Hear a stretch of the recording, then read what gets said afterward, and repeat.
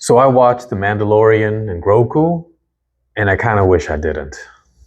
Hi, what's up, everybody? So this is my review of The Mandalorian and Grogu, the first Star Wars movie in I think 7 or 8 years. I can't really remember when Solo or The Rise of Skywalker came out. It's all kind of a blur to me at this point. And I was really hoping for something much better than what I saw. I'm a big fan of Jon Favreau. I love the Iron Man movies that he did. I love The Chef. He's a great writer. I mean, I really think he's one of those unique filmmakers and voices in Hollywood. And so when I heard that he was doing The Mandalorian, the series, I looked forward to it. It lived up to the hype. Really well done.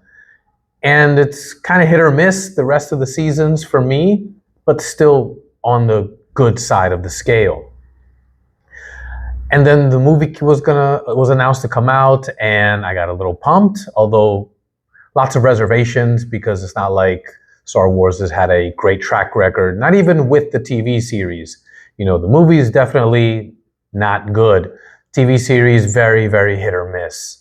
And more misses than hits. But The Mandalorian is one of the exceptions. And so when I heard, okay, movie's gonna come out, okay, this might be good.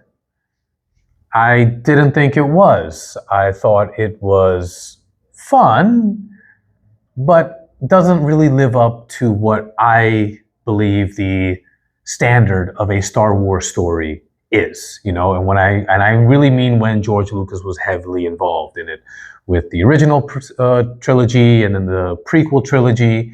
That's when it was at its finest, you know, even though the prequel trilogy definitely has its detractors, and rightfully so.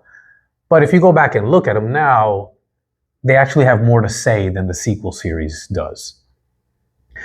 And so with this particular iteration of a Star Wars movie, there's really not any significant character development. There is no real point at the end of the day. I mean, it really doesn't justify its own existence. It's a phrase that I'm repeating over and over again, I feel.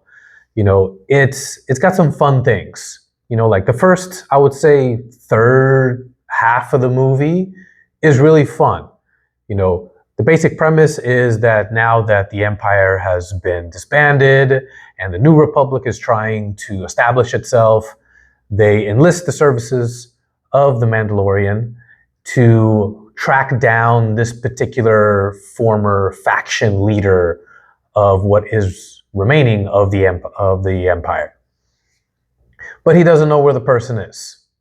So he has to go on a side quest to find out that information. And that leads him to Jabba the Hutt's son on this planet, where he is, you know, a gladiator basically, and he's pampered and he's living the life of a gladiator, being taken care of.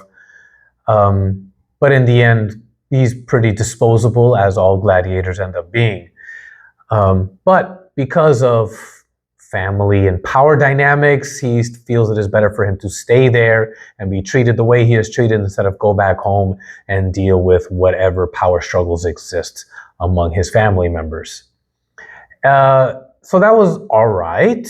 I was kind of digging it because it's like a expansion on the lore and the world of Star Wars, but then it really doesn't go anywhere, you know. And then the remaining of the movie just feels like, you know, 4 or 5 episodes of the series kind of mashed into it.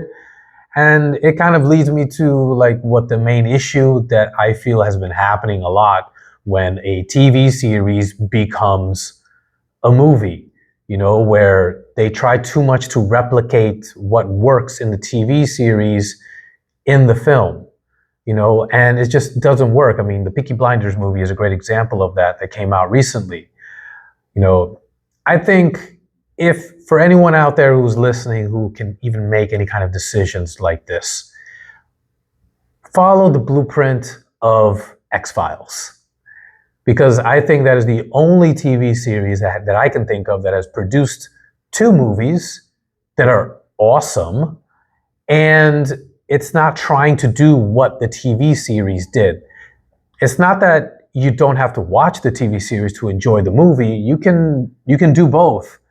But as far as the pacing, how the story developed, how the characters progress, it's its own thing inside of a 2-hour movie. You can't bank on doing the same thing and like, oh, it's just 2 or 3 episodes. It's not that.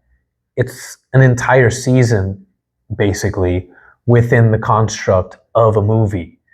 And so I would say that needs to be studied and replicated as best as possibly can, because it definitely did not do that this time around. And I understand, because you're trying to please the fans of the series, who are going to be the first ones in line to watch the movie. At the same time, what any fan wants, regardless if it's a hardcore fan or a casual fan, everybody just wants a good story. So focus on how that should be done within the confines of a movie, and everything will be just fine. Anyways, those are my thoughts on it. What about you guys? Let me know what you think in the comments below. Smash that like button, click subscribe, and I'll see you guys next time.